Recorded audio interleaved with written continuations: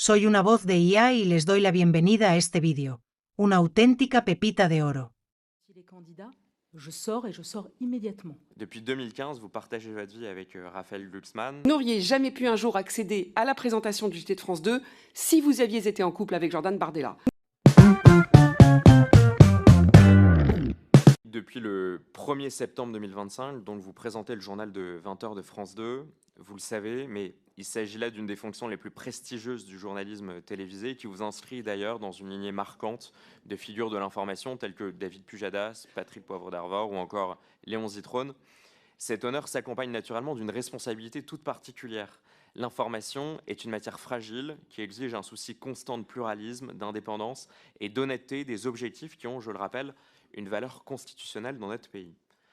Monsieur le Président, en propos liminaire, l'a rappelé, depuis 2015, vous partagez votre vie avec Raphaël Glucksmann, qui est député européen socialiste, fondateur du mouvement Place Publique et personnalité aujourd'hui régulièrement citée parmi les candidats potentiels à l'élection présidentielle de 2027. Chacun le sait, mais le conjoint est le plus souvent la personne à qui l'on se confie en toute transparence, que l'on soutient, que l'on accompagne dans ses espoirs et aussi dans ses ambitions. Même si absolument personne ici ne doute de vos compétences journalistiques évidentes, quelles garanties concrètes apportez-vous aujourd'hui aux Français pour assurer votre impartialité, votre indépendance, tant dans le traitement de l'information que dans la ligne éditoriale du journal, et plus particulièrement encore dans le choix et le traitement des invités politiques?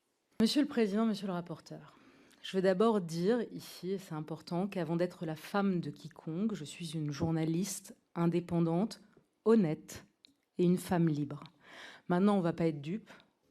Tout le monde, ici, plus qu'ailleurs d'ailleurs, a dans l'esprit qu'il y a une présidentielle dans un peu plus d'1 an. Et que les Français se posent la question, c'est légitime. Mais je n'ai pas attendu la commission d'enquête pour y répondre et pour adopter une ligne de conduite extrêmement claire. En 2019, quand mon compagnon a décidé d'être candidat aux élections européennes, je me suis retirée de l'antenne le jour même de sa candidature. Et je précise, contre l'avis de ma hiérarchie à l'époque, qui ne voyait pas pourquoi je devais sortir de l'antenne. C'est moi qui ai pris les devants et je suis sortie. 5 ans plus tard, en 2024, quand à nouveau il a été candidat aux élections européennes, même chose, je me suis retirée de l'antenne. Et cette ligne de conduite, elle vaut pour toutes les élections. S'il est candidat, je sors de l'antenne. Je l'ai dit, j'ai même préempté la question au moment où on m'a proposé le 20h, où Alexandre Carra m'a proposé le 20h, où Delphine Ernotte m'a proposé le 20h. J'ai dit, vous savez bien que s'il est candidat, je sors et je sors immédiatement. Immédiatement. Je ne m'accroche pas, je sors. Maintenant, entre ces élections, j'ai pu continuer à mener mon travail en toute impartialité. Je veux dire, il a été député et il est député européen depuis 7 ans. Et ça fait 7 ans que j'ai pu faire les émissions politiques les plus écoutées en prime time où j'ai reçu absolument tout le monde. Tout le monde est venu. J'ai pu tous les matins inviter vos collègues ou vous-même parfois le matin à la radio et vous êtes venus. Sur quelle époque également vous êtes venus alors qu'il était député européen. Et la plus grande preuve de mon impartialité, s'il devait y en avoir une, c'est le débat d'entre-deux tours il y a 3 ans. Je veux dire, si une seconde, Emmanuel Macron ou Marine Le Pen avaient ne serait-ce qu'un petit doute sur mon impartialité, vous pensez sérieusement que j'aurais été autorisée à arbitrer ce débat aux côtés de Gilles Boulot? Non. Non, je ne l'aurais pas fait. Je reçois près de 400 invités par an. Vous pouvez juger que mes interviews sont bonnes, moyennes ou ratées, mais jamais personne n'a pu entendre que mon compagnon ou quiconque tenait mon stylo. Je n'ai jamais fait une seule interview sous l'influence de quiconque. Par ailleurs, monsieur le rapporteur, je ne sais pas si vous êtes marié ou pas, c'est votre vie privée, ça ne me regarde pas, mais on finira par savoir. Mais pensez-vous vraiment qu'en 2026, une femme pense forcément comme son mari, qu'une femme vote forcément comme son mari, qu'une femme prie comme son mari, qu'une femme fait ce que lui demande de faire son mari? Vous pensez sérieusement qu'on en est là ? Je ne le pense pas, moi. Et attention, ce n'est pas seulement un principe féministe que je vous dis là, parce que ça aurait pu être l'inverse, ça aurait pu être un homme. C'est un principe républicain. On n'est pas jugé sur les opinions de son conjoint. On n'est pas condamné pour les opinions de son conjoint. Par ailleurs, le vote, il est personnel et il est secret. Maintenant, on pourrait se demander, à contrario, pourquoi je me retire à chaque fois. Vous savez qu'il y a beaucoup de gens qui me disent « c'est pas normal que tu te retires. C'est pas normal qu'on demande toujours aux femmes de se sacrifier. » Pourquoi je me retire? Je vais vous répondre. Parce que je ne veux pas que les Français puissent avoir le moindre doute, la moindre petite suspicion. Mon indépendance, mesdames et messieurs les députés, c'est mon talisman. J'y tiens plus que tout. Et ce qui me lie aux Français, ce qui me lie au public, c'est un lien qui est extrêmement fragile et qu'on appelle la confiance. Merci pour cette réponse. Et je laisse la parole pour 2 minutes à Madame Parmentier pour le Rassemblement national. Merci, Monsieur le Président. J'ai écouté attentivement ce que vous avez dit, Madame Salamé.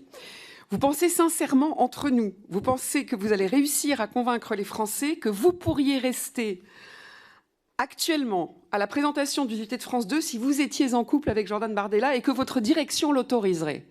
Je ne le pense pas. Le sens de ma question, vous l'aurez compris, n'est pas de vous marier à tout prix avec Jordan Bardella, d'autant plus que je crois qu'il est déjà pris. Il ne s'agit pas que concernant la journaliste que vous êtes, il ne s'agit pas d'une affaire de sexisme ou de machisme. Il ne s'agit pas de trouver incroyable qu'en France, on demande à une femme de se retirer de l'antenne parce que son mari va se présenter à une élection. Il s'agit du fait que parce que Raphaël Glucksmann est le candidat de la gauche, ça ne pose pas de problème que sa femme puisse présenter le JT de France 2, le JT du service public, payé avec nos impôts, avec les impôts des Français. Et d'ailleurs, vous le savez, vous n'auriez jamais pu un jour accéder à la présentation du JT de France 2 si vous aviez été en couple avec Jordan Bardella. Tout le monde ici le sait, et vous le savez, et ce, malgré votre talent. Rappelons qu'en 2024, le journaliste Jean-François Aquili, parce qu'il avait été soupçonné d'avoir été approché pour l'écriture d'un livre avec Jordan Bardella, a été licencié pour faute grave par Radio France. Je crois qu'il en va ainsi du 2 poids et 2 mesures dans l'audiovisuel public et qu'il en va ainsi sur le service public selon que vous serez marié avec Raphaël Glucksmann ou avec Jordan Bardella. Ce sont des questions que se posent les Français, ce sont des questions que nous posent les Français. Je vous remercie. Un homme, j'aurais posé exactement les mêmes questions à M. Delahousse, par exemple, s'il avait partagé sa vie avec Mme Tondelier. Parce que cette commission d'enquête a aussi pour but d'éclairer d'éventuelles formes de conflits d'intérêts, notamment dans le traitement de l'information. Donc, moi, je ne peux pas accepter les sous-entendus que peut faire le président quand il me reprend et que je vous pose 2 questions uniquement lors de cette audition, qui, je pense, sont parfaitement légitimes et sont des questions que se posent aussi des millions de Français. Et je vous remercie sincèrement d'y avoir répondu avec clarté. Donc maintenant, je vous propose d'ouvrir un autre chapitre de cette audition, qui est un chapitre qui est important pour nous, puisqu'il concerne les contrats passés entre l'audiovisuel public et les sociétés de production. Vous présentez le journal de 20 heures. À ce titre, vous êtes salarié de France Télévisions et dans le même temps, vous êtes chef d'entreprise, vous êtes prestataire de France Télévisions puisque vous coproduisez l'émission Quelle époque par l'intermédiaire de votre société Marinka Productions. Vous faites donc ainsi partie des derniers animateurs producteurs de l'audiovisuel public qui, et vous allez probablement nous éclairer sur le sujet, je n'ai pas toutes les informations, mais peut-être que vous percevez une double rémunération à ce titre, au titre de salarié de France Télévisions et aussi au titre d'animatrice et productrice pour le compte d'une société privée qui a une délégation d'une mission accordée par France Télévisions. Alors, je vais vous répondre très clairement parce que la transparence est essentielle et encore plus quand il s'agit d'argent public. C'est pour cela qu'il faut être très clair et que tous les éléments concernant nos rémunérations, concernant ma rémunération, concernant nos contrats de travail, vous ont été transmis, monsieur le rapporteur, vous les avez tous, il n'y a rien de caché, tout est sur la table. Pour ce qui est du 20h, d'abord, je tiens à préciser les choses, j'ai accepté la rémunération qui m'a été proposée sans discussion et sans négociation aucune. France Télévisions m'a dit que c'était la même rémunération que mes prédécesseurs aux 20h, je n'ai pas demandé 1 euro de plus. Par ailleurs, et vous le savez, la grille des salaires, elle est auditée, elle est contrôlée par un contrôleur d'État. Et je crois même pouvoir vous dire ici, je suis sous serment devant la représentation nationale, sans difficulté, que ce sont des salaires qui sont très confortables, mais qui sont bien inférieurs aux salaires des chaînes privées.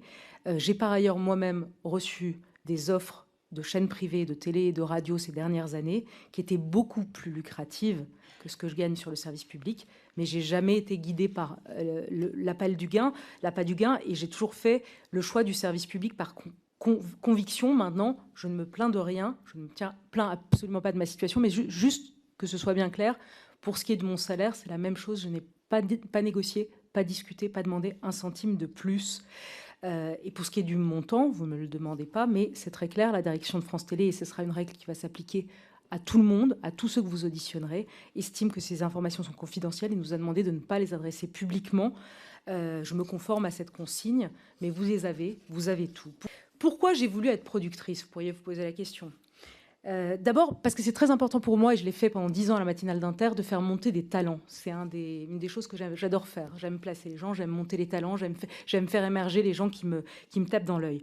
Et par ailleurs, je tenais à être coproductrice de cette grande émission du samedi soir, parce que, une fois de plus, je l'incarne, je l'écris, je la programme, je la structure, et je voulais la maîtrise éditoriale.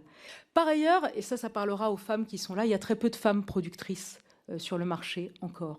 Et c'était important pour moi de le faire.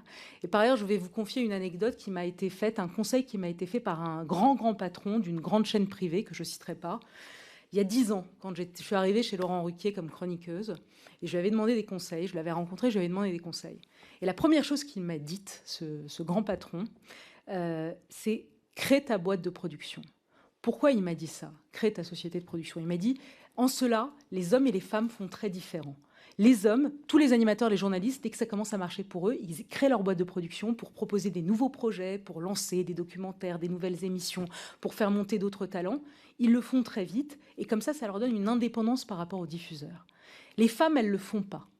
Les femmes, elles sont souvent salariées de producteurs et elles ne le font pas. Et à partir de 50-55 ans, elles se font dégager. Elles se font dégager et elles n'ont plus rien. Donc, j'ai mis du temps à appliquer son conseil.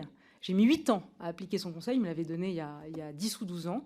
Mais au moment où France Télévisions m'a fait confiance pour animer Quelle époque et lancer ce nouveau projet, je vous rappelle, que j'écris et que je façonne, à ce moment-là, je me suis dit, il est temps pour moi d'avoir un droit moral et un droit de regard sur cette émission. Et une fois plus, vous avez tous les contrats, tout est sur la table, le budget, tout vous a été transmis. Et si vous avez besoin d'autres éléments chiffrés sur Quelle époque, je vous les donnerai, pas de problème.